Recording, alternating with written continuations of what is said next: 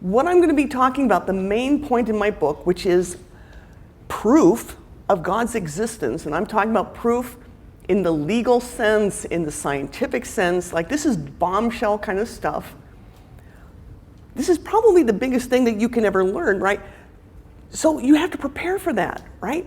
What are you going to do with that information when I give it to you? And I think you're going to have this time, these months, to think about it and prepare, and then I'm going to lay it on you with the book launch. It'll be really exciting. Okay, and what's the whole reason that I wrote this book, that I do my ministry? And one thing that concerns me greatly is the decline of Christianity in our part of the world. Now, I think overall, worldwide, Christianity is growing, which is great. We want as many people in the kingdom as we can get. But it's declining in the West, and we all know this. I mean, if you go to Europe, to anywhere in the Anglosphere, like Canada, Australia, it's kind of de facto secular at this point. I grew up in Canada, and even by the 1970s and 1980s, it was pretty secular. And my husband grew up in Finland, very secular, and I think we're seeing the signs that it's heading in that direction in the United States. I want to stave this off. Why? We have to ask ourselves, why is this happening? And Jim Wallace, who was here last month and gave an amazing presentation, as he always does, he's compelling. I urge you to read his books, to look at his articles, and he addressed this. Why are young Christians leaving the church? And this is how he got his start too, running these youth groups with his church after he became Christian, and plugging in and finding out why are young people not interested in being Christian and staying active in their faith. And there's a multitude of reasons, but the main one is these intellectual problems that aren't being addressed. So he said when Christians walk away from their faith, more often than not, it's due to some form of intellectual skepticism. They have questions that are not going answered. There's other reasons, there's apathy, there's emotional stuff, but this is the most common answer, and we need to address it. And so you can look at this Pew Research survey from a few years ago. They asked young people, primarily I think in universities, why are you not interested in Christian faith? And these are word for word the answers that some of them gave. Learning about evolution when I went away to college. This is, not surprising. Religion is the opiate of the people. Can we all recognize that as a quote from Marx? Rational thought makes religion go out the window.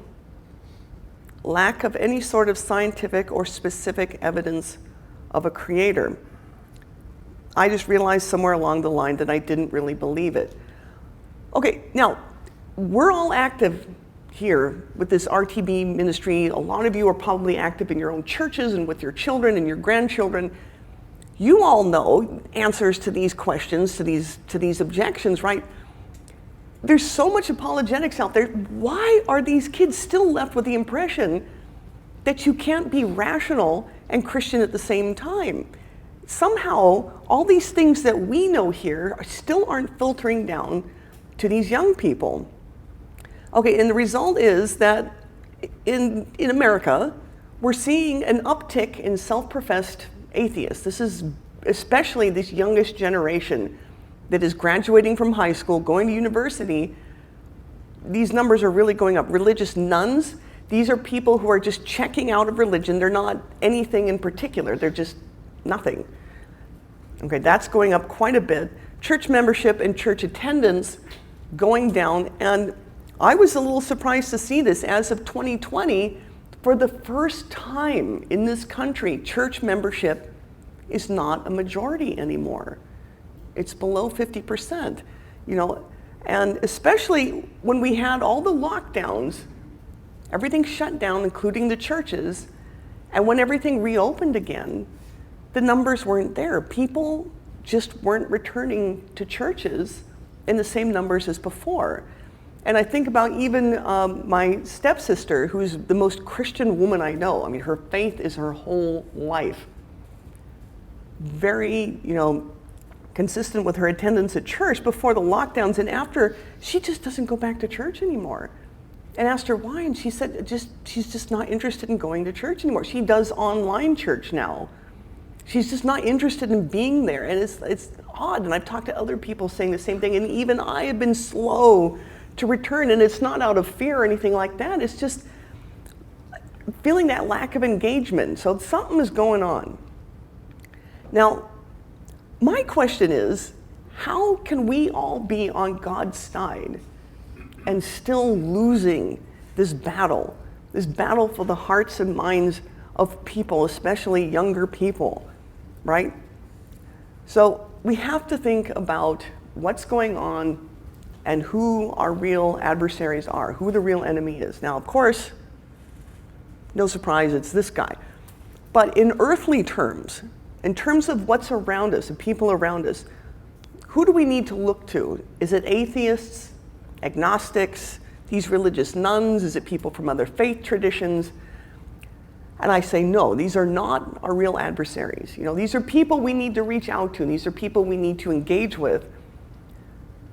The real enemy is the person who hates God, who actively hates Christianity, who hates God, who hates people who are devoted to God. This is who we need to really look at. What's involved here? What are they doing? How can we counteract this? And what does it stem from? You know, I talk to a lot of atheists. I talk to a lot of religious nuns, agnostics, people from other faith traditions. A lot of them are really curious. They're interested. I think it's worth engaging these people. It's worth talking to them. It's worth trying to pull them in. These people are different. I encounter these people all the time. There's something different going on here. And what we find is at the root of this, generally speaking, there are three things: pride, pleasure, and power. And so pride, you know, this was Satan's fall, right? Pride. It's a form of narcissism. It's this, you can't bear the idea that there is something that is better than you, that is smarter, that is more powerful, more intelligent. You know, this idea of God. And I talk to some of these people, and they're just absolutely bitter, angry at the idea that you know, this all-powerful God is better than them in some way. It's really an extreme form of narcissism. Now, there are other people who want to live sort of this libertine life, hedonist, right? Devoted to pleasure. They don't want anyone interfering with that. They don't want any morality constricting that. Not only do they want to be able to do that, they don't want to be criticized for doing that. That's another group of people. And then, of course, there are people who just worship power, right? They want to be lords over other people. They don't like the idea that God is the one who's the Lord. He's in charge, right? Okay, so generally speaking, this is the kind of person you're dealing with. And they've formulated a three-part strategy to overthrow Christianity in any predominantly Christian nation. And it's comprised of these three things: false science, sin, and socialism. And I promise I'm not going to get real political here, but just in terms, broadly speaking, socialism is not compatible with Christianity, and I'll show you why. Okay, the first one is false science, and this is something in this ministry all of you have encountered all the time, anyone who's interested in scientific apologetics.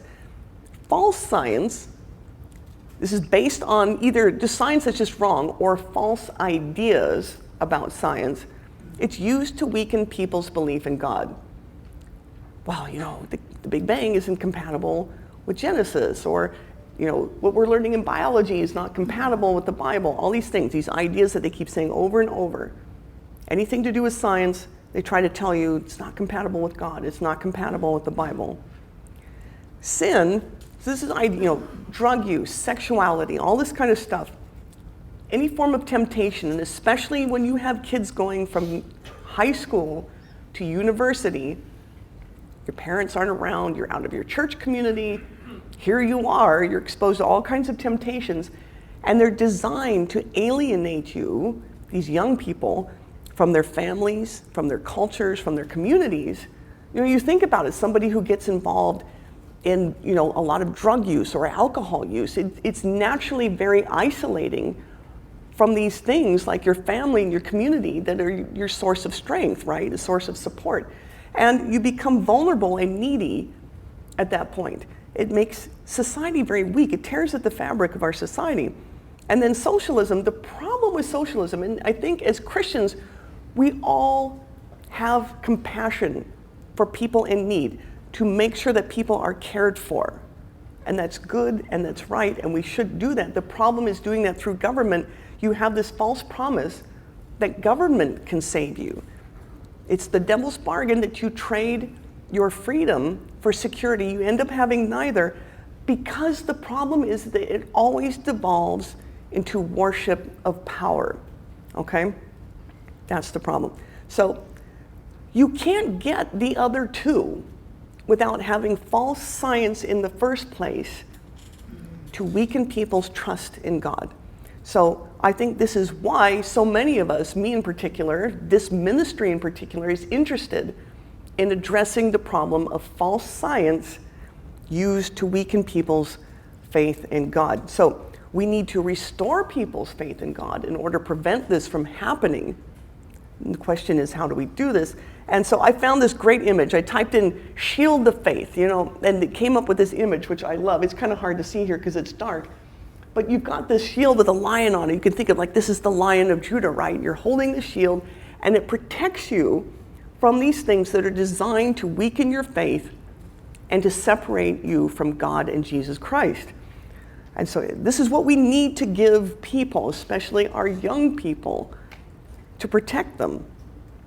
Okay, so here's my second question. All right, if we're going to do this, if we're going to try to help people, we have to look at ourselves. How much do we really believe that God exists? As a nation, as a community, as individuals, how much do we really believe that? And you can think about the reasons that people believe in God. And of course, there are rational reasons. There are lots of rational reasons. I came to God rationally through my scientific work. There are emotional reasons too, though. And I'm honest, when I talk to people, I have a lot of followers on social media, I engage with people a lot there. And I'm honest with them. I tell them, there are emotional reasons that I believe in God. The idea of living in a world without God is just awful. It's not why I believe in God specifically, but it certainly influences that. And to some degree, with the combination of these reasons, we make the choice to believe. We're not forced to believe. I don't know anyone who's forced to believe, except maybe I've talked to a couple of people who claim to have had personal, up-close encounters with God. They will never doubt that God exists. But for 99% of us, it's a choice. We choose to believe. And Kierkegaard talked about this in The Leap of Faith. Of course we have reasons to believe in God, but ultimately you've got to just take that step, right? You choose to believe, you say, I choose this. And pre-19th century, it wasn't much of a leap. And most people in Europe, in America and Canada, places like that, were Christian. It wasn't much of a leap. Post-19th century, a lot of stuff happened in the 19th century, and it widened that chasm, and it made it more difficult for a lot of people to make that leap. And what caused that to happen was Marxism, Darwinism, and Freudianism. I'm going to talk about all three of those things and just exactly what happened. Now, no one here might personally be overly influenced by these things, but anyone who's been to university has been exposed to this stuff either directly or indirectly, and I know I was. Okay, let's start with Marx. Everybody knows Karl Marx. Okay, so he has this famous quote about the opiate, religion is the opiate of the masses, which is a little bit mistranslated from the German. He really said it is the opium of the people, which is a more charitable interpretation, and a broader context of that quote is he says, religion is the sigh of the oppressed creature, the heart of a heartless world, and the soul of soulless conditions. Now that makes it sound like he's a little more sympathetic towards religious belief, and he was in a sense, and what he's saying, he's right. It is an oppressive world. We are oppressed. We're spiritually oppressed. He didn't think of it that way. It is a heartless world. There's so much soullessness. And he's actually acknowledging that fact. He's saying this is a cruel, difficult world. Religion is the opium, meaning at the time a lot of people took opium. And if you've ever talked to anybody who's been a heroin addict, they'll tell you it just gives you this warm, euphoric sort of feeling, like you want to just live in that feeling, right? Religion gives that feeling to people in this cruel, cruel world. Okay, and so here's the broader context. That thing I showed you is just in the middle. What he said before that is, religious suffering is, at one and the same time, the expression of real suffering and a protest against real suffering. And these italics are all his. This is from an essay that he wrote. Then that quote about the opium of the people. The abolition of religion is as the illusory happiness of the people is the demand for their real happiness. Okay, here's where he's getting to the point. To call on them to give up their illusions about their condition is to call on them to give up a condition that requires illusions. So on the one hand, he's saying that religion addresses a very real need and concern. On the other hand, he's saying it's the wrong solution. He's saying religion is an illusion, and we need to do away with that in order to give the real solution to oppression and heartlessness, which is this whole class warfare thing that he had, Marxism, communism, which you don't even need to know anything about how communism works to see that it has been a total abysmal failure. Everywhere that it's been tried, it has been absolutely categorically destructive, everywhere. And as Dinesh D'Souza points out, and I recommend that you read his stuff, he wrote a great book called What's So Great About Christianity. 100 million people died in the first half of the 20th century alone from communism as a result of communist schemes. It is just a total horrible failure. Okay, that's all you need to know. So obviously he's wrong, and as Jesus said, you judge a tree by its fruits. Okay, so on the one hand, he's addressing the very real concern that religion is supposed to be helping with, but he's saying it's the wrong one. We need to get rid of it. And this is why communism was explicitly atheist, and anyone who says it wasn't doesn't know anything about this. Explicitly atheist, sought to completely eradicate religion, specifically Christianity. Now, the problem here is even if students never really explicitly learn about communism, about Marxism, they are going to be hit with that Marxist ideology. And I remember very naively my first year of university in little Eastern Oregon University. My very first class, I'm taking this pop culture anthropology class, wham, we start getting hit with this Marxist ideology. I'm like, what does this have to do with film? It was a contemporary film pop culture class. I thought, what does this have to do with film? But they work it in there. In a creative writing class I was taking, they work it in there. You may not know what the source is, but you get hit with this. And the result is that in the social sciences and the humanities, students are absolutely going to get this Marxist ideology in one form or another. It's going to affect their thinking. Okay, and I'm not saying that everybody in the social sciences and humanities operates this way, but enough of them do that it gets in there, okay? Now, we move on to Darwinism, and I'm not going to talk specifically about the theory of evolution, and really, I think Darwin was not as influential as another figure. Some of you might recognize who this is. This is Thomas Huxley, who I think was the father, not the grandfather, of Aldous Huxley. You've heard of that author. He was also referred to as Darwin's bulldog. He was a very strong proponent of Darwinism. And I read about him, and he's actually quite an interesting figure. He's an Englishman, very interested in science. And he reminded me a little of myself as a young person, how just my whole life was devoted to science. And at his time, back then, in the 19th century, you could not make a living very well as a scientist. You had to be under the patronage of somebody who was wealthy. You were never going to make a lot of money. It wasn't really like a hard profession at that time. You do it because you love it. And so eventually he started acquiring away all these lectureships in order to make money, a living to do this. But it turns out, he was such a complicated guy. And so I found this letter that he wrote in 1859. It kind of gets to the idea here. For some reason, he was just very anti-Christian.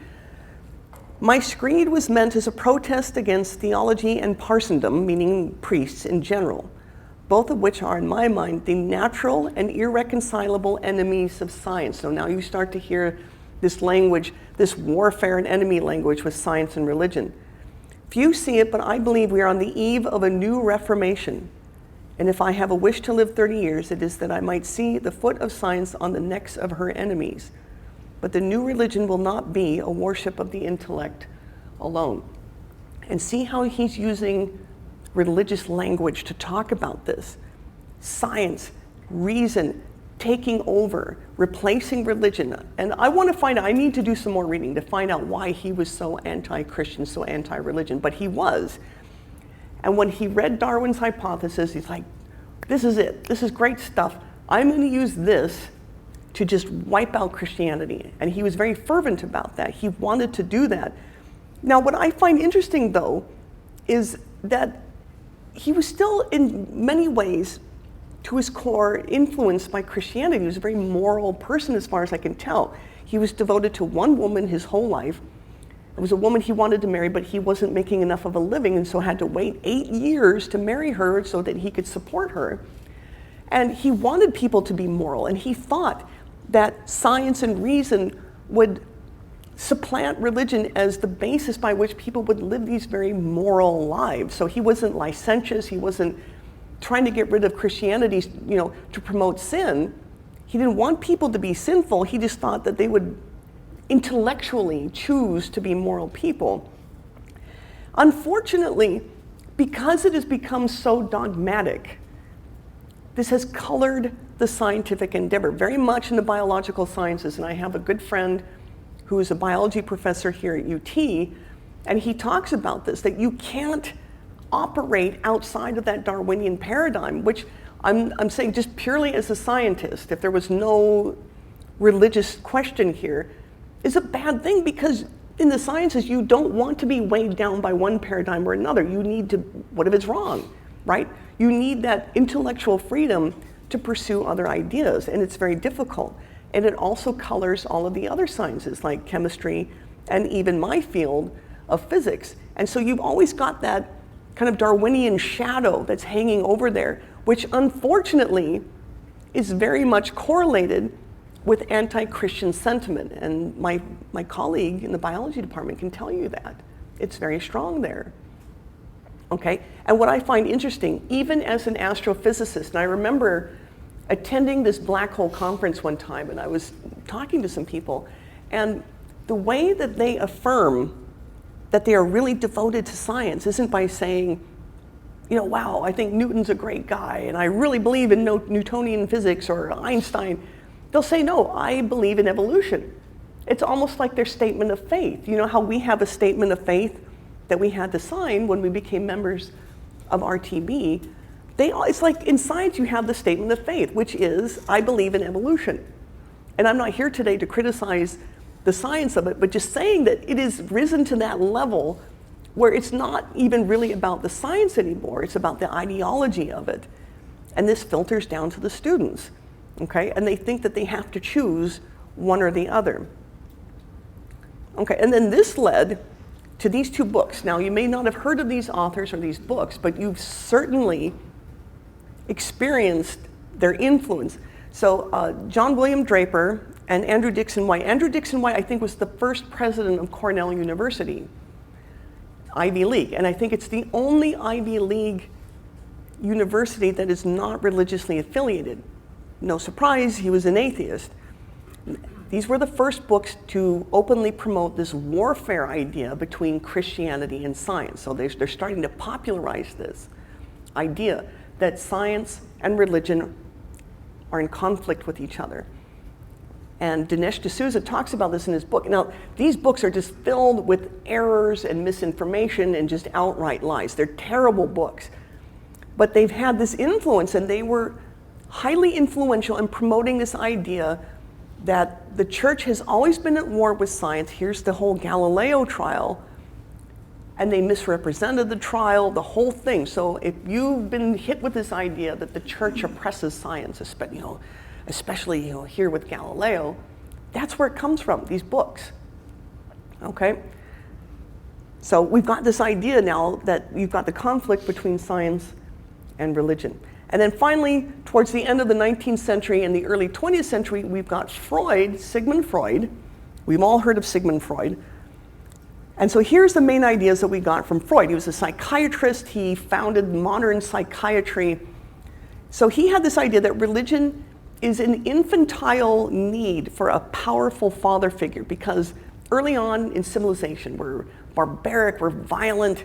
We need this father figure to kind of slap us down, right? And to keep us in line, to keep us in check, to deal with these horrible, violent impulses that we have.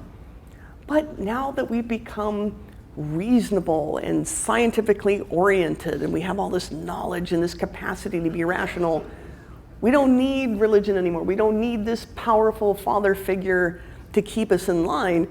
We can now live as scientifically rational. He really thought this. He really thought this. And what I say in response to this is, really? These images I'm going to show you are just from the last year alone. These were from the BLM riots that we had last year. I mean, terrible violence. They were burning cities. We had this Uvalde school shooting not that long ago. I mean, just terrible, terrible. War in Ukraine.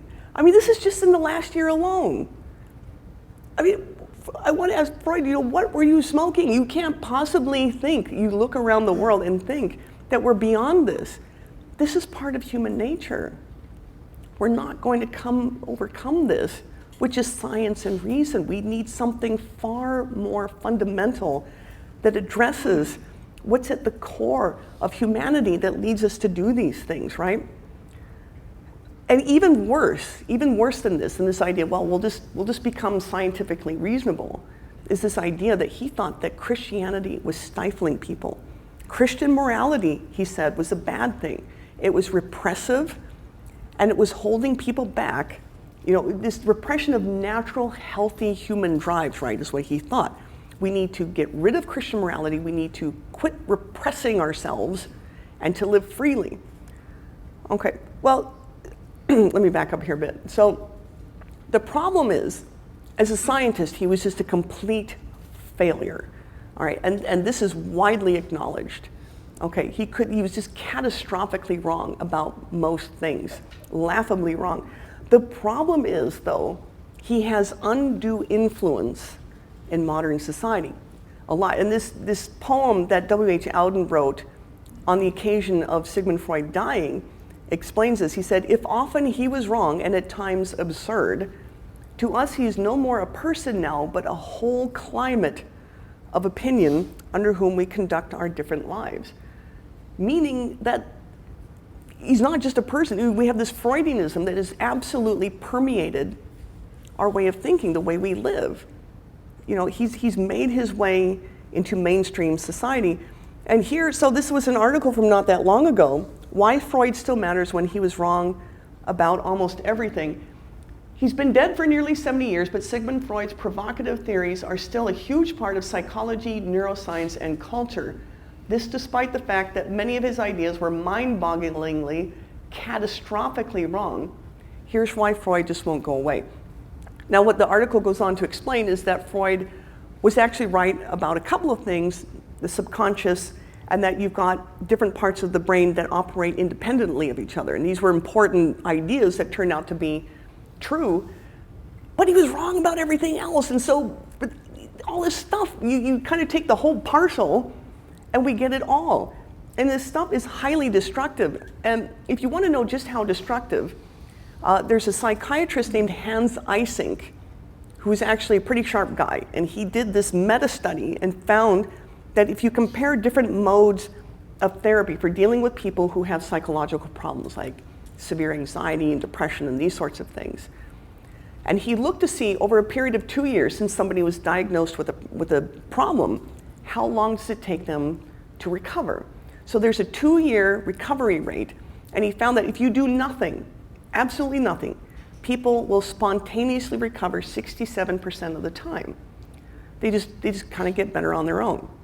He compared that, and this was in the 1960s, he compared that with psychotherapy, which is just like talk therapy kind of stuff, and found that the recovery rate in 2 years was almost identical, meaning it didn't seem to make any difference. Now, I'm not saying that it's useless. Maybe it helped people to feel more comfort during that time while they're getting better, but in terms of the outcome, it doesn't seem to make any difference. Now, when he compared that with psychoanalysis, which is Freudian psychoanalysis, this is supposed to help people to get better, right? The recovery rate in 2 years was 44%. In other words, it's destructive, it's harmful. Okay, some of these people managed to get better in spite of that, but it actually had a worse effect.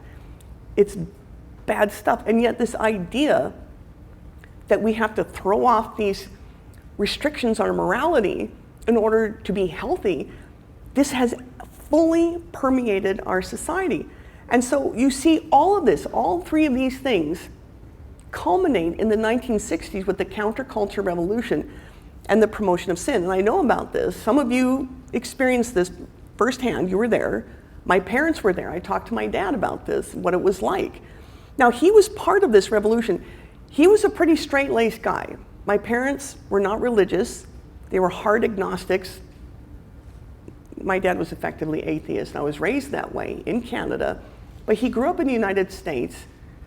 And in the 1960s, as a young person, he wasn't interested in the sin part, but he was very interested in the socialism part. He was a socialist political activist, and he was heavily engaged in that. But I had relatives, though, who were more into this aspect of it. Okay, I had an aunt who was very much a hippie and part of this whole culture of, literally, this was the mantra: if it feels good, do it.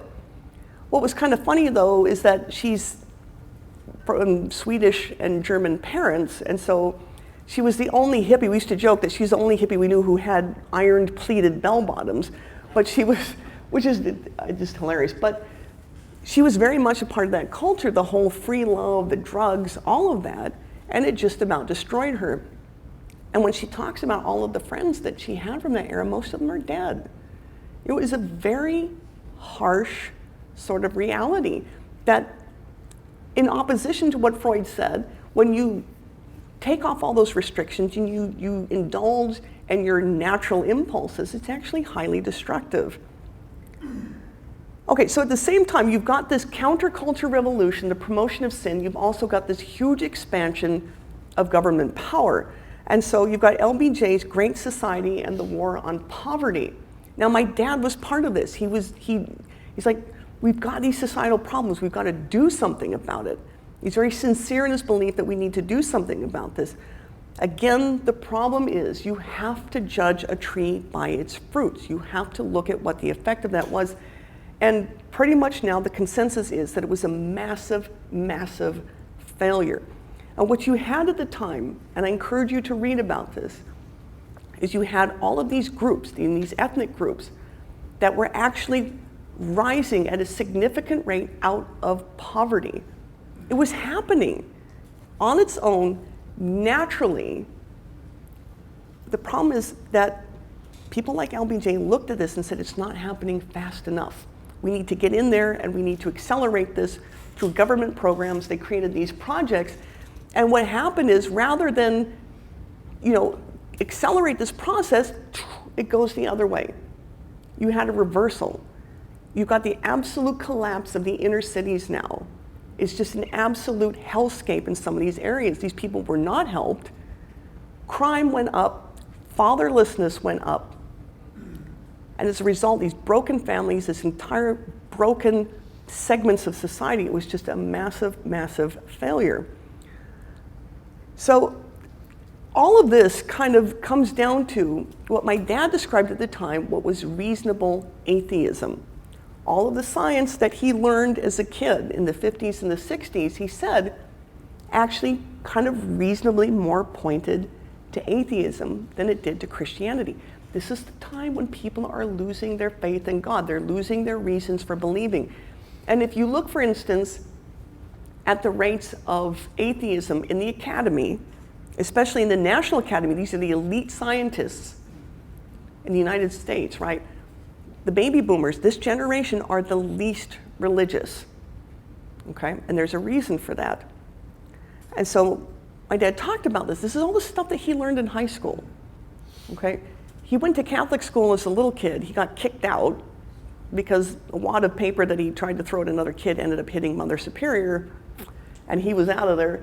That was just kind of the beginning of his whole atheistic life there. But so he ended up going to public school, and this is what he learned. You have the eternal steady state universe. The universe does not have a beginning. It doesn't require a cause. If God's there, he's kind of not needed because the universe has just always been around. You have what's called the principle of mediocrity, meaning the Earth isn't anything special. The universe, it just probably has billions of planets just like this. The universe is probably just overflowing with life. We're nothing special. The idea that miracles are just absurd, unexplainable, a complete transgression of the laws of the universe. Evolution explains the origin of life. Now, they didn't claim to have that explanation at the time, but they were like this close, right? Do you remember the Miller-Urey experiment? You have a flask of kind of the primordial elements in there, and you zap it, and it starts to produce these basic elements of life, like the amino acids that comprise proteins. Okay, so they're this close to figuring out how life started on Earth. Then this idea that Christianity has always been at war with science, and that, of course, just Christianity is completely incompatible with science. This is what you learn in the schools, especially in the 1960s. Okay, looking at that in a vacuum, you would say, well, it's more reasonable to be a naturalist, to be an atheist. And the problem was that Christians didn't have strong responses to these things in the 1960s. And so it's just kind of like, I don't know. And these poor kids just, in terms of, everything that's going on around them, especially with the counterculture, what chance did they have? These are the people now that are the professors that have been influencing people for so long, and here we are. Now, since then, however, there has been an incredible revolution. You're all aware of it. The things I'm about to tell you, you're all aware of. You've been coming to these meetings, you read books, you know. Well, we don't have an eternal universe. We have a universe with a beginning. And this was discovered finally in the 1960s. We started to suspect that in the 1920s, but by the end of the 1960s, we had as close to irrefutable evidence as you can get with the cosmic background radiation. And at this point, nobody really questions the idea that you have this Big Bang model of the universe. Okay, and this was a big problem for atheists. And rather than this idea of the principle of mediocrity, you have the fine-tuning of the universe. This is a big deal. This is another big problem in science. Not only is the Earth not mediocre, and it may be mediocre in the sense that it doesn't physically occupy the center of the universe, any special place, but the universe is undeniably exquisitely tuned so as to allow life to emerge. Human life, very complicated. It is finely tuned for that. Rather than the absurdity of miracles, we have modern physics.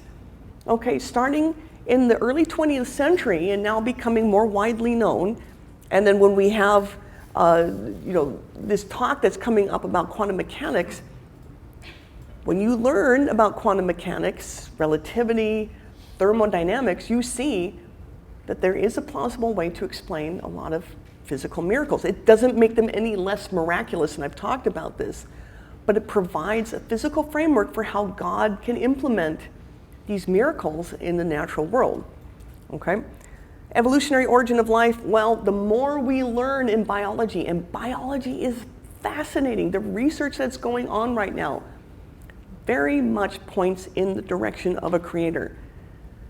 And RTB talks about that. I encourage you to read some books about it. There's things called evo-devo, epigenetics, very much points in the direction of a creator. But it also shows us that we're moving further and further away from understanding where life came from. We don't have an explanation for that. Christian war against science? No. If you look at the history of it, you find out that science is a direct product of the Christian faith. And I gave a whole lecture about this. Okay? You cannot have science without Christianity. And what you find now is, far from being incompatible, they're very compatible. Not only that, but we're finding that you really can't have the scientific endeavor without the Christian worldview to support it. Now, that's not to say you have to be a Christian to be a scientist. You don't. There are plenty of people who aren't Christians who are great scientists, okay? What I'm saying is you need that Christian worldview to uphold science as an endeavor. It doesn't work without it. And these are things that we've all just discovered in the last 50, 60 years. I would say at this point, in light of all of these things, it is atheism that is the most unreasonable position. That is quite the revolution just in the last 60 years. And I've given a talk about this, the Christian worldview, the worldview challenge, and I encourage you to look at that talk, where I say, we've got all of these arguments and evidences for God. I mean, just the sheer weight of evidence. We've got cosmological arguments, the fine-tuning argument, the teleological argument, the ontological argument. We've got all of the evidence, the historical, legal evidence supporting the resurrection of Jesus Christ. History, archaeology on the side of the biblical narrative. The idea of where justice comes from, the moral argument. Near-death experiences and out-of-body experiences. I'm convinced that near-death experiences is a powerful testimony for God's existence, for the Bible. I encourage you to look into those. And of course, personal experiences that people have. When you put all those together, there's a huge amount of evidence in favor of God, so much so that I think the more unreasonable position is to be an atheist. Now, with this in mind, and we're all aware of this stuff, and with the rise of apologetics, and we've got great apologists out there, Jim Wallace, William Lane Craig, Frank Turk, all these people who are doing this full time, how are we still losing with all of this on our side? How are we still shedding Christians after Christian with all these young people leaving the church? And I think part of the problem here is that we are a kingdom divided. And I was just reading about this today, actually. I saw this article pop up about this. We're too divided, and it turns people off. How can they say, well, I want to be Christian, I want to look into what you got, when you all can't even decide what's going on? And so there's a couple of fronts here where we're divided. Scientifically, we've got kind of three main camps, and I'm losing some subtlety here, just broad brush strokes. But we've got the young earth Christianity group over here. They say the Bible's correct, okay? They end up having to deny a lot of science because of their particular interpretation of Scripture. And they say that science has to adapt to biblical truth. Then you've got Old Earth Christianity. You've got multiple different facets of Old Earth Christianity. Reasons to believe fits into that category.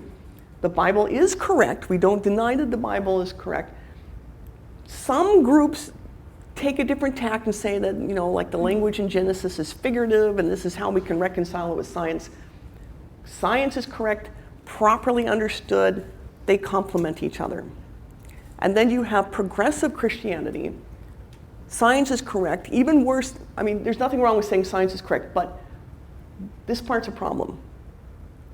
They want to conform to the world.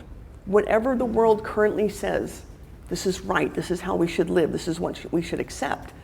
That's where they're going, okay? This is a problem. And that leads them to deny some essential biblical truths.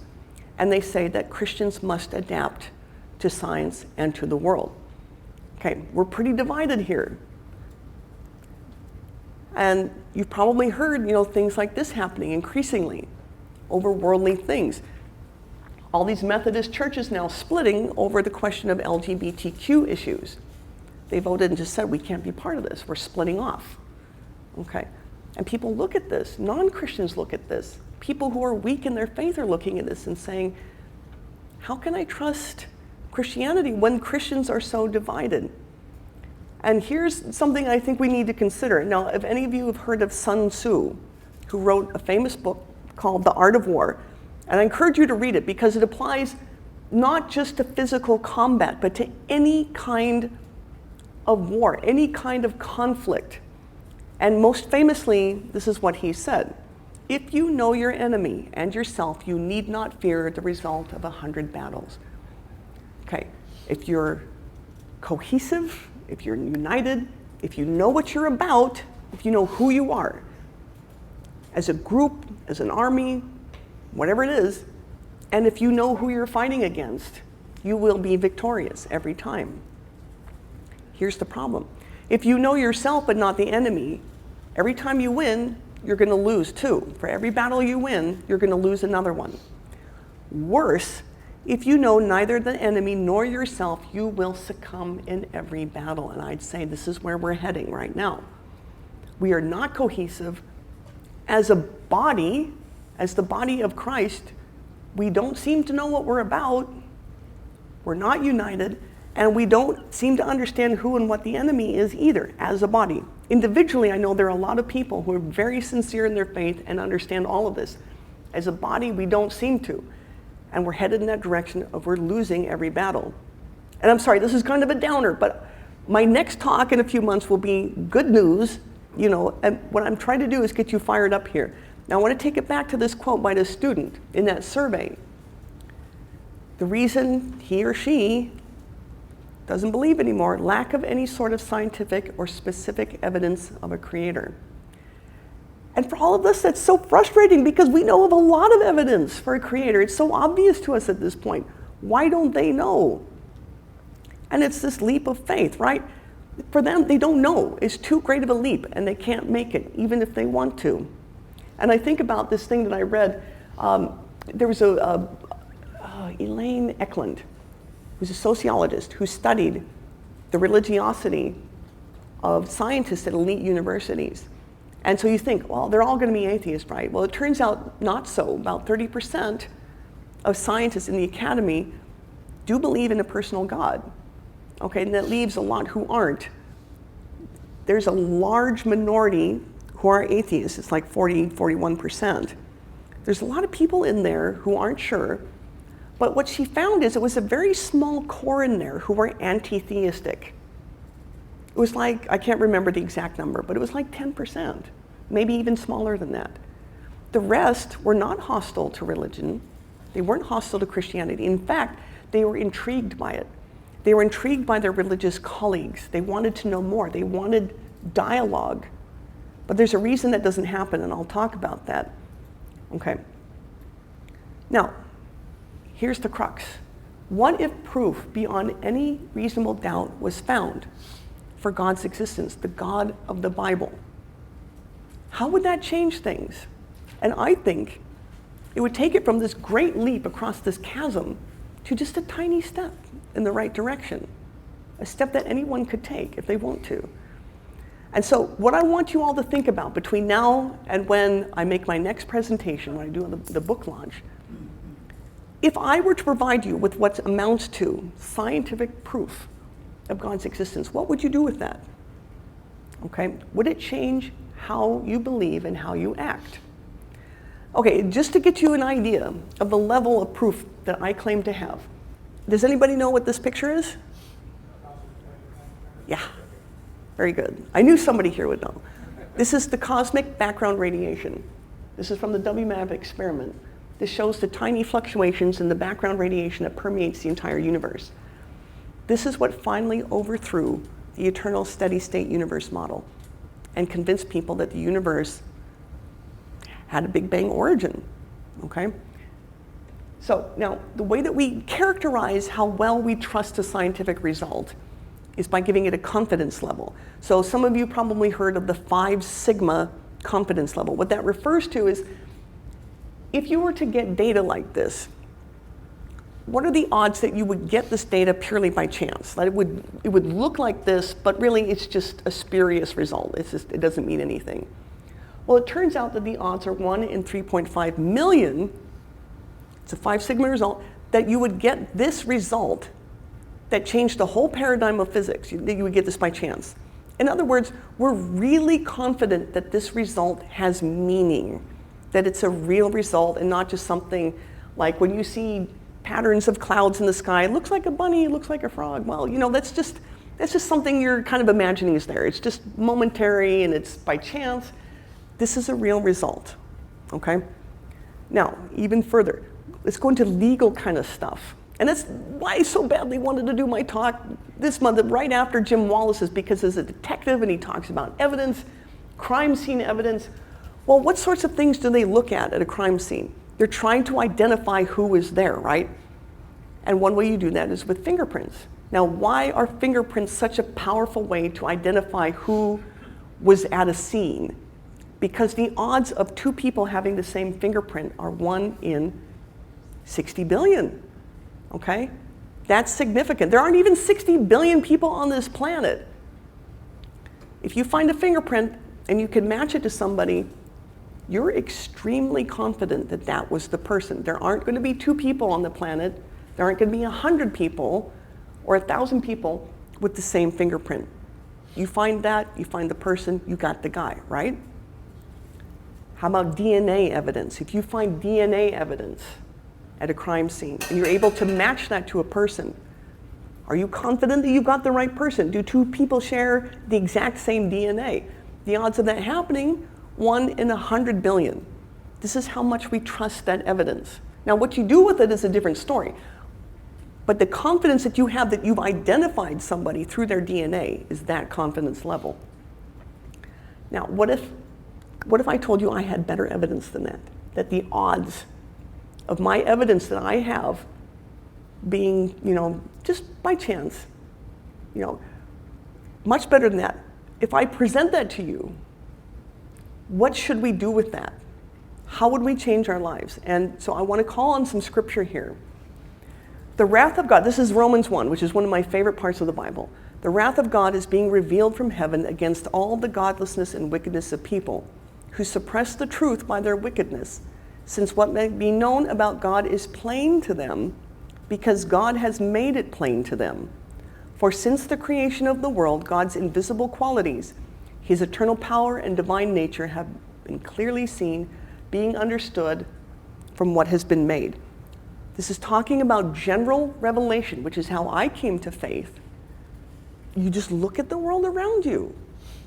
He's saying it's obvious. Most people understand that the universe didn't make itself. Something was responsible for it. You can see God in the world. Okay, it's there. People don't have an excuse. That's what the passage goes on to say. Okay, people are wicked, they're foolish, but they're denying the evidence around them. Okay, and it seems like with each generation, as the doubts grow, that the evidence from the world around us becomes stronger. I find that so fascinating. Well, okay, you remember those odds I just showed you? Fingerprints, DNA.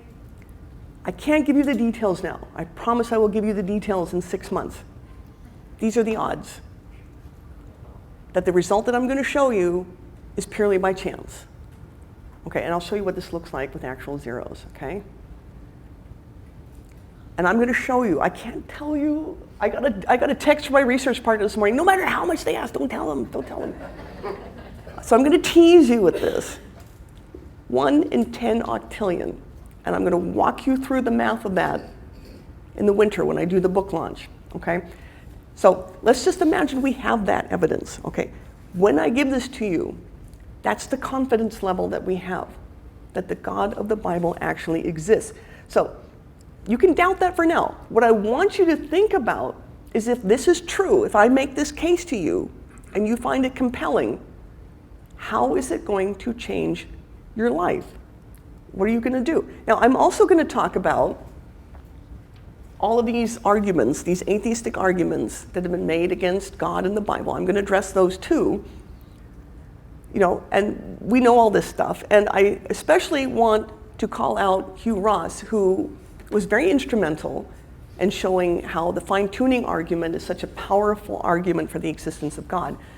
And maybe you can remember which book it is where he goes through all of these fine-tuning arguments, these evidences. Why the universe is the way it is. Thank you. I knew somebody here would know. Yes, and he goes through all of these different things, and it's amazing, this list of things where you can see that the universe and the earth are finely tuned to allow life to emerge on it. This was a big part of RTB, and you should definitely read about it. Okay, and what this is going to end up doing, I think, and it's going to take some time, but in the end, this is going to shake things out. You're going to see who's on what side. Imagine there is incontrovertible proof for God's existence. And it may take some time. Like for me, I first became a theist, the whole general revelation thing. I believe in God. I didn't believe in any specific God for a while. And then I started to encounter evidence for the Bible, arguments for why the Bible is true. That took me a couple of years. That took me a few years to work through. There was some emotional baggage there. There was some inertia that I had to overcome. And I was met with some pretty strong arguments for the truth of the Bible, and it took me a total of about 5 years to get to the point that I was ready to accept that. And once I accepted it as true, I felt like, well, I've got to become Christian then. I like what the Bible has to promise. I don't hate God. I don't have a grudge against God. You've shown me compelling evidence that the Bible is true. The rational thing to do is to accept it and to become Christian. But there are going to be people who don't want to do that. There are going to be, I think it's a small number of people, but there are going to be people who don't want to do that. They are enemies of truth. They hate God. They hate the idea of God. And at least it's going to show us who is who. They're going to be friends of God. They're going to be the enemies of God. And these are people who hate truth, who want to undo the centuries of progress that we've had as a result of our faith in Jesus Christ. Things have gotten better and better and better and better as a result of that, and they want to undo all of that.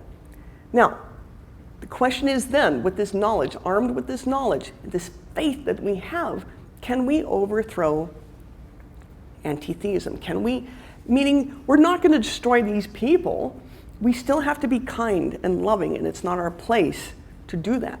What I want us to do is to remove their influence, especially for young people, to just make them irrelevant, to make them as irrelevant as people, who have wacky beliefs like flat Earth, okay?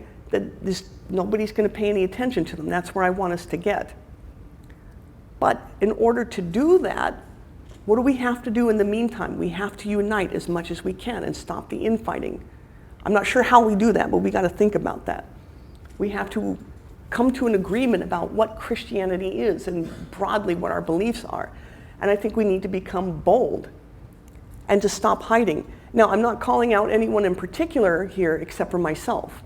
I know a lot of Christians who are very bold, who are fearless, who are tireless, okay? There are great Christians out there, real saints doing these things. And I'm ashamed to say that I haven't always been that person. When I worked here at UT for many years, I was here for 16 years. And halfway through my doctorate here at UT, I converted to Christianity. I kept it kind of quiet. Now, if somebody had just come up to me and asked, "Are you Christian?" I would have said yes. I wouldn't have denied it. But I didn't go out of my way to share my faith with anybody there. I didn't talk to anybody about it. I didn't put a cross in my office. I didn't talk to anybody about it except for my students. I did mention on the first day of class, I am Christian. If you want to talk to me about that, you can come to me outside of class, we'll talk about it. I didn't talk to any of my colleagues about it. I kept it kind of under the radar because I was afraid that they wouldn't take me seriously as a scientist if they knew that I was religious. They'd think I was some kind of religious nut, that I would lose opportunities, that I would lose their respect. And in retrospect, I'm ashamed of that. Why did I do that? I'm embarrassed that I did that. And if I could go back now with what I know, I would have been bold. Not obnoxious, but bold. I would have found opportunities to just mention I'm a person of faith, and just to let people know if they ever want to talk about that. I would love to talk about it. And here's something we have to remember. This is the rest of Romans 1 passage. So they are without excuse. You have this knowledge. You can see God in the world. For although they knew God, they did not honor him as God or give thanks to him, but they became futile in their thinking, and their foolish hearts were darkened. Claiming to be wise, they became fools. Okay, and this is the part that just kind of haunts me, right? And thinking about, if you knew for sure, you think about the apostles who saw the risen Christ, they were so courageous, they were so bold. Because they knew, they saw the risen Christ. They had absolute knowledge that what they were promoting was true. Now, what would we be willing to risk? And now most of us will never lose these things over our faith, but we still have to consider that as a possibility. You might lose your career if you stand up for your faith. If you say, I'm a Christian person, I have these beliefs. You might risk your reputation. You know, those were two things that I thought that I didn't want to lose. Relationships, friends, family, business partners, we could risk our material comforts. You know, these are all things that we could possibly lose. Are you willing to risk those things to stand up and to say, I'm a Christian person, this is what I believe? This passage in particular haunts me when I think about this. Jesus saying, if anyone comes to me and does not hate his own father and mother and wife and children and brothers and sisters, yes, and even his own life, he cannot be my disciple. Now, he's not literally saying you have to, I hate these people. This is biblical language. What it means is, if you are ever forced to choose between these things and me, if you do not choose me, you can't be my disciple. There may be people in your family who say, I don't want anything to do with you if you follow Christ. You have to be willing to let them go, okay? And here, not everyone who says to me, Lord, Lord, will enter the kingdom of heaven, but only the one who does the will of my Father who is in heaven. And then I will declare to them, saying, if you're not this person, okay, I never knew you, depart from me, you workers of lawlessness. Man, I tell you, this passage keeps me up at night. We all think we're going to say, Lord, Lord, right? What if he says, I never knew you?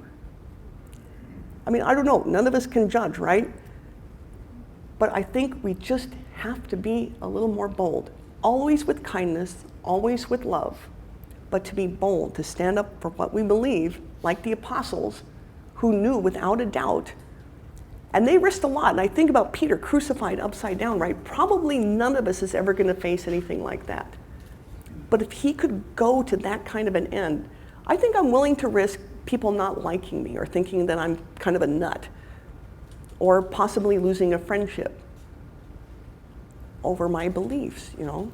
So that's what I want you to think about between now and then. That's what's at stake here. But if you knew, as the apostles know, the truth of what the Bible is talking about, how would it change your life? So I want you to think about it. What will you do?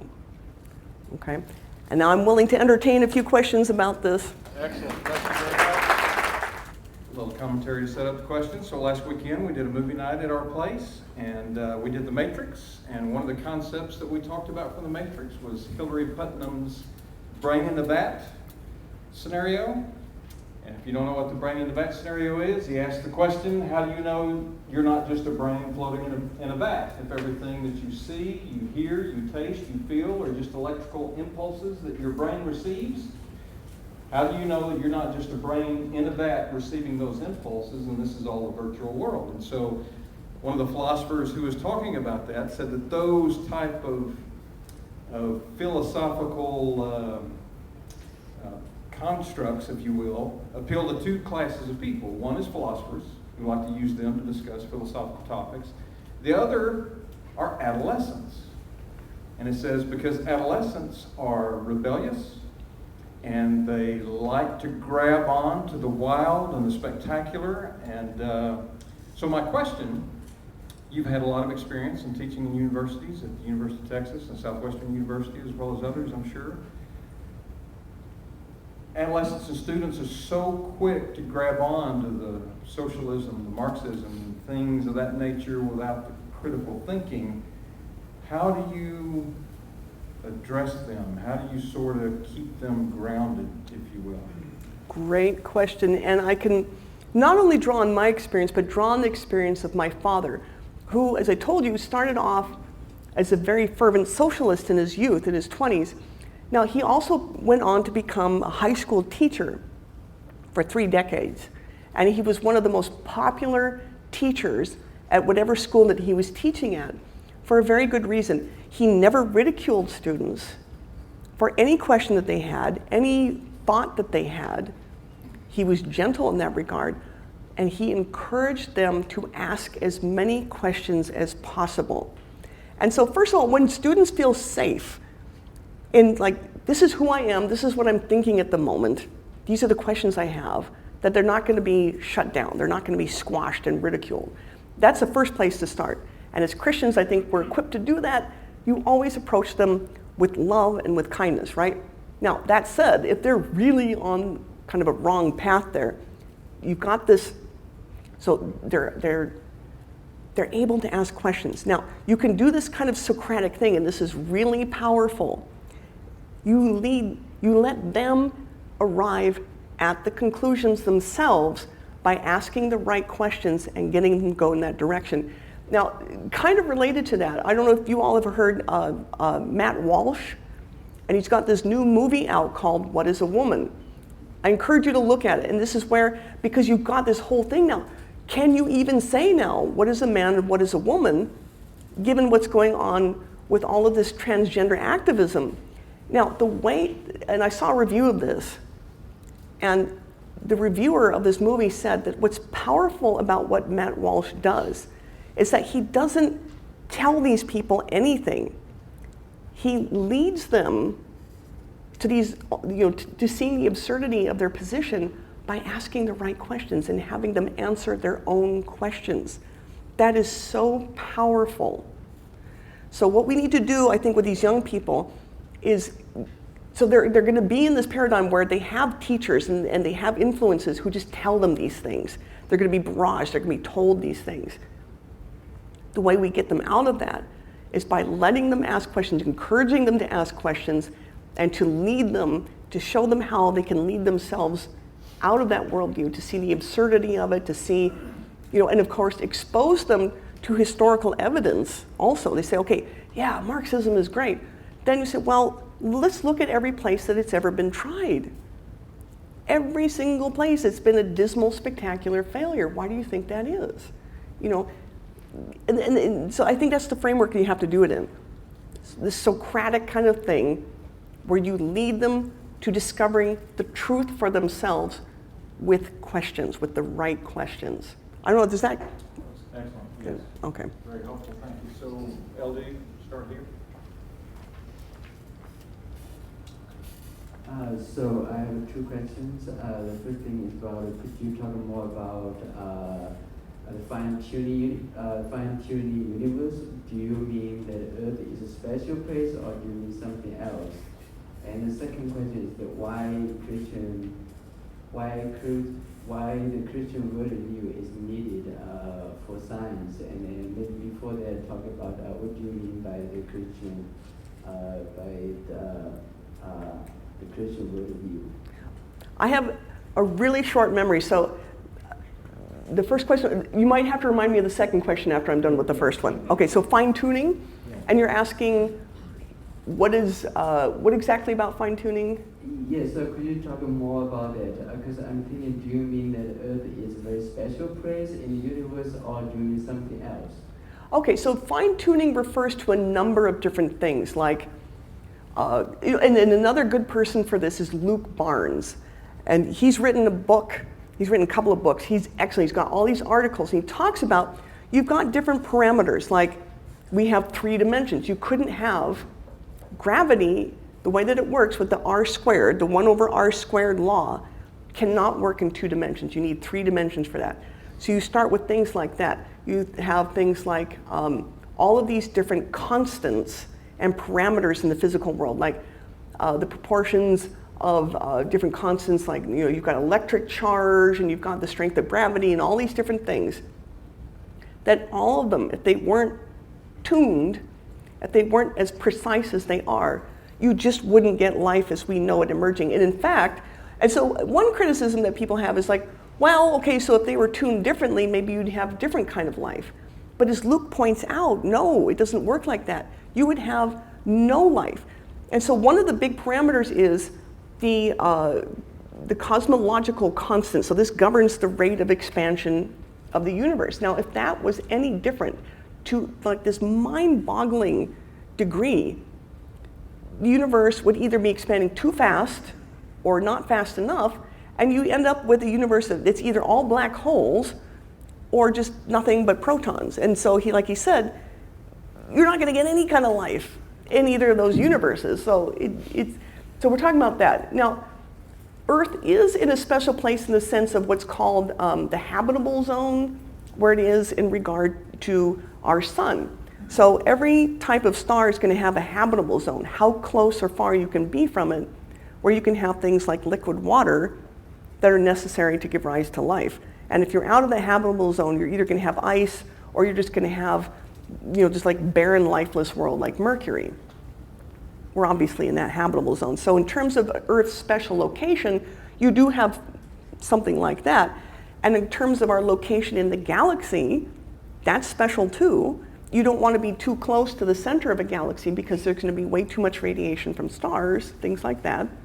Okay, so there are proximal sort of fine-tuning things, but overall, kind of what we're talking about here is things like the physical constants, the rate of expansion of the universe, stuff like that. Okay, and then your second question was? So the second question is that why the Christian, maybe I should ask that what is the Christian worldview and why you think that's necessary for the science? Great question, yeah. So I gave a whole talk about this a while back at RTB, and I think that's available somewhere. The idea is that Christianity gave rise to science because it's the only worldview that has all of the necessary ingredients. So now that's not to say that Christianity is solely responsible for science. You needed other things. Greek philosophy was very important. You get the mathematical tradition. You get a lot of different influences from different faith traditions, different cultures. So I'm not saying that it was solely Christian, it was solely Europe. But you had all of these things. And none of these other cultures produced science. They were very intellectually advanced, very philosophically advanced. Amazing things going on thousands of years ago in all these different empires, but they never gave rise to the pursuit of science. Now, why not? Because they were missing the key beliefs that come only from the Christian worldview. And so these are things like the world is real. And people was like, well, of course it's real. Well, of course it's not. I mean, you look at some of these other faith traditions, major faith traditions, who say, this is all an illusion. Look at Buddhism. The world is an illusion. And then we're all going to go back to this big oneness at the end of it, right? What we're experiencing isn't really happening. Okay, like this separateness of things in the world. Like there's different people and different things that we experience in the world. That's all an illusion. Well, why would you pursue scientific study of something that you think is an illusion? That the material world is good. This is what prevented the Greeks from ever developing true science. They did not believe the material world was good. They believed it was kind of dirty and shabby. And you had this more pure realm, like the Platonic realm of perfect forms and things like that. The Earth really was kind of like this garbage dump at the center of the universe. And incidentally, that's why the Earth was at the center of the universe in Greek mythology. It's not because we were special, it's because we were the lowest level, kind of the garbagey, dumpy place, the material world, like ick. They didn't believe that doing physical work was something that ennobled people. This is why they had the slave class that did all the work. And then all the people up here could do more noble things like doing philosophy. They never developed science. So we believe the world is real, we believe the world is good, we believe that physical work is good. We have things like Paul telling us to test all things.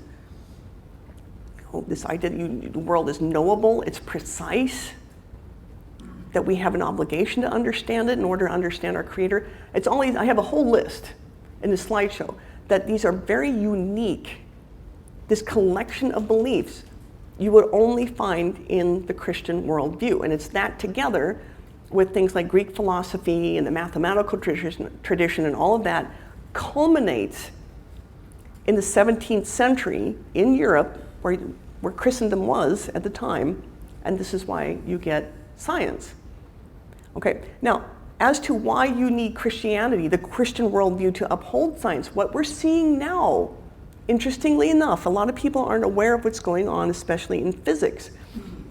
So, because we have Big Bang theory strongly suggesting a beginning of the universe, well, we need a beginner, right? What caused the universe? And this is where William Lane Craig comes in with his Kalam cosmological argument, very powerful argument. Anything that begins to exist needs a cause. The universe had a beginning, the universe needs a cause. And then you use various arguments to see how the most likely explanation is a personal, intelligent, powerful cause outside of the universe. Okay, this is a big problem for atheists. They need an alternative explanation for this, and they come up with things like the multiverse. And this is why you see a multiverse, all over the place, pop culture and science. And now you're getting serious scientists saying that we believe the multiverse explanation for the origin of the universe. We believe the multiverse is also one way to explain the weirdness of quantum mechanics, which you're going to learn about next time.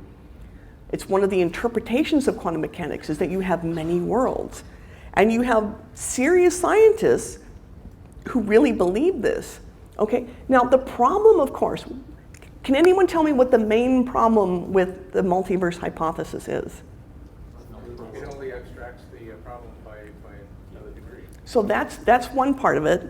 Now the practical part, no evidence for it. There's no way to test it. It's beyond the universe. Science can only, by definition, test the natural world, which is our universe. Anything that's beyond it, we have literally no way to test that. So it's always going to be just sort of a conjecture. And they acknowledge that. They'll say, well, yes, that's true. And for that reason now, some very serious scientists are saying, well, do we need empiricism in science anymore? Yeah, that's the whole foundation of science is empiricism. They're seriously saying, well, in order to categorize something as science, maybe we don't need to have empirical tests for it anymore. And there's one big battle raging between, so if you look at George Ellis, who's Christian, he's a South African cosmologist. He's a very well-respected, eminent physicist who he worked with Stephen Hawking. Christian, he's advocating very much, we need empiricism, and he's battling against these other physicists who are saying, well, maybe we don't. You need that Christian worldview that says this is based on the real world, that's based on what we can see and touch and experience and categorize and measure. And it's because they're so locked into, like, we've got to find this alternative to God. And the only alternative we have is the multiverse. And in order to support that, we have to say, well, maybe we don't care about empiricism anymore. And so it all kind of starts to unravel. And so I'm just saying, in those terms, you can just look at what's happening and say, okay, we got to be more grounded in reality. We got to just say, science can test this world, only this world. We need empiricism. And this is why I argue that you need that Christian worldview to uphold the scientific tradition. So you mentioned that to make atheism irrelevant will take time. Mm-hmm. And obviously any real change does. But we now see, especially in modern universities, a political onslaught against individuals and professors who've either lost their jobs or resigned because they wouldn't adhere to the cultural philosophies, be it CRT or transgenderism and all this stuff. And you now, like as you said, let's remove empiricism. You now see that happening in math and sciences. So how are we to find the balance between fighting the political onslaught while at the same time advancing science and advancing God? Great question. How do you fight against this thing, but also, are you saying like stay relevant by having Christians that are still in the academy and in these places of influence? Now, one thing I think that should be encouraging to people is that even though it makes the news, it's actually pretty rare for professors to lose their jobs over things like that. It's less common than you might think. It's this thing that when you see something like this in the news and you go, oh my gosh, this is horrible, and it is, and it makes an emotional impact, that emotional impact can make it seem like this is happening more often than it really is. And what you're actually seeing is that, they keep trying, but they're getting pushback. And my dad was telling me the other day about, I wish I could remember who it was. It was somebody who was making all of these accusations against somebody else. And this was in the news. I wish I could remember who it was. And it was somebody who had tweeted out just this kind of innocuous joke.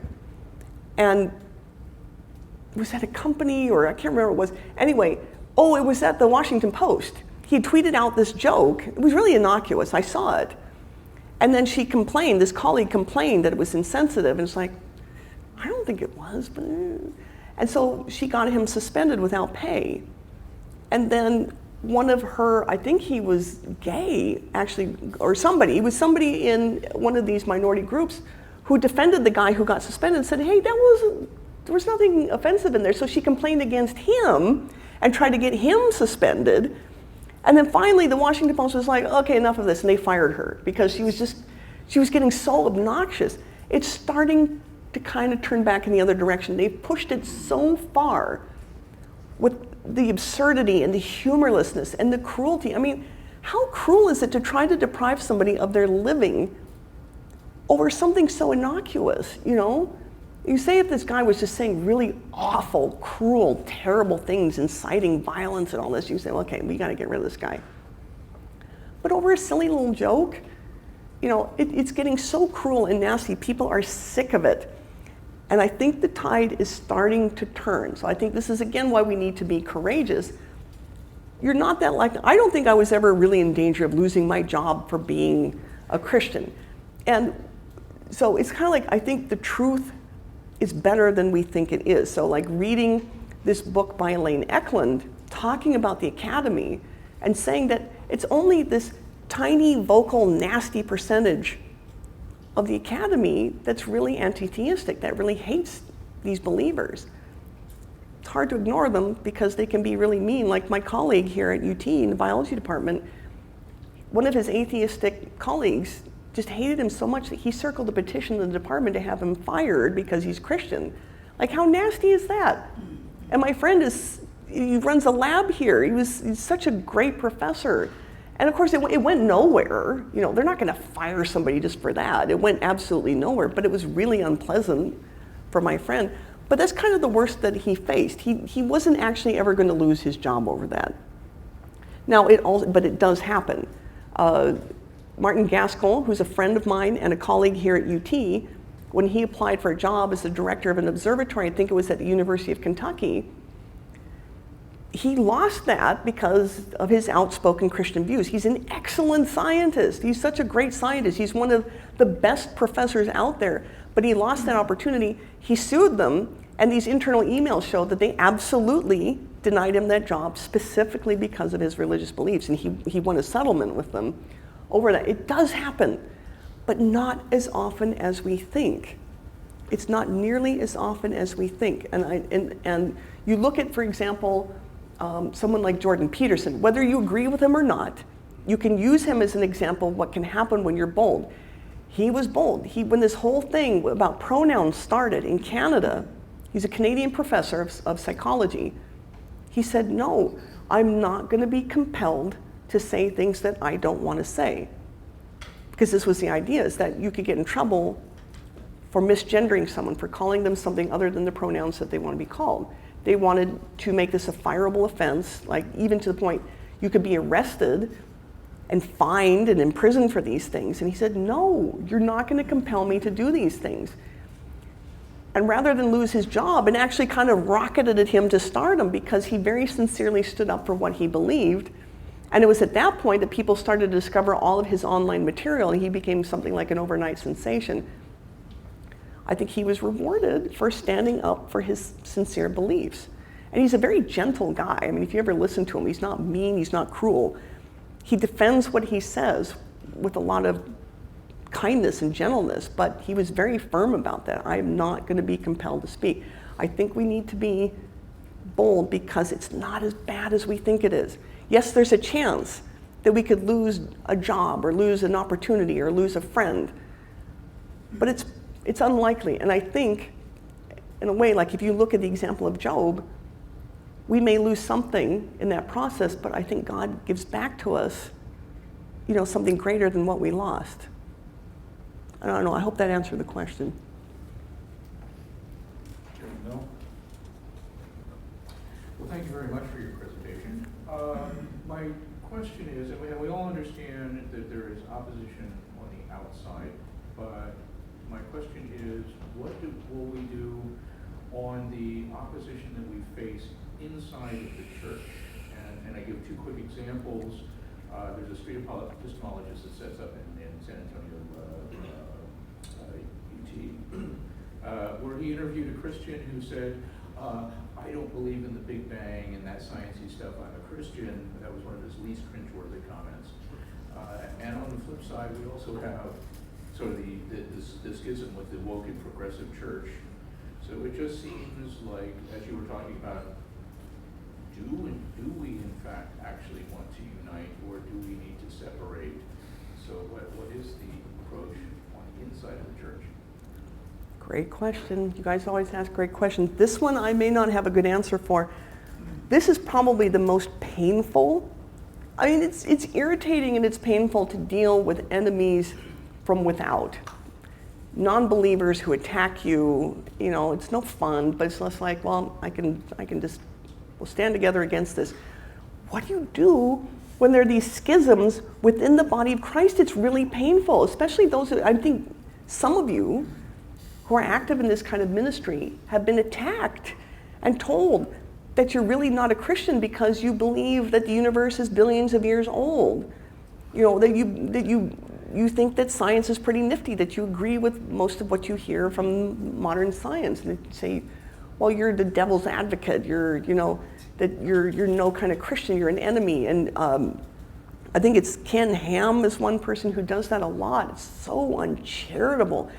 And he had a debate one time, a discussion with Hugh Ross. That was, I think it was Ken Ham and Hugh Ross. Did they ever? They did. They did, yeah. I think I remember watching that and just thinking, wow, so uncharitable, you know, and mischaracterizing everything that Hugh Ross was saying. And I thought Hugh was just so gentle and so dignified throughout that whole process. But normally you see something like that, like between a really great apologist and an atheist, and it's kind of like a blood sport, you know, the gladiators, like, yeah, get him. But when it's between two Christians, it's like, oh, it's like watching two family members get into a really knockdown fight, and you're just like, stop. This is awful. I honestly don't know what to do. I don't know what the answer is to that, other than that it's painful, not only for us, but for anybody who's struggling with their faith and is kind of like 1 foot out, and they see this. I think it just helps them to exit even faster. Or people on the outside who are thinking, man, my current worldview just is not working for me. Maybe there's something to Christianity. Maybe this is something I'd like to look into. And then they see this, all this infighting and wild disagreements and think, well, I don't know if I want to be part of that. They don't even seem to understand what their own views are. And they go look somewhere else. You know, it's a real problem. This is something, and I think maybe if this is the last question here, then I can kind of just wrap up on this note. This is your assignment between now and 6 months from now, when I present this evidence that I have. What are you going to do with that? What should we do? First of all, what should we do with this? If I present to you something that you find compelling proof for the evidence for the existence of God, what are you going to do with that? I want you to think of 2 things you're going to do with that. And what can we do with gentleness, with love, with kindness to unite the Christian body, the body of Christ? Now, there are going to be some within always that just like, they're going to be lost. You're always going to have false believers, false Christians. I don't know what to do about that. But what we want is that you want that body to be mostly united and cohesive. And so that's your assignment, is to think about what are some things that we can do to unite Christians. And I think having compelling proof might be one thing that helps with that would unite young earthers and old earthers and say, well, we have this proof, you know, this is it, you know, and maybe come together on that, okay? So I want you to think about that between now and then I'm going to ask some of you, the ones who come back, what did you come up with? So, excellent job. I actually thought that you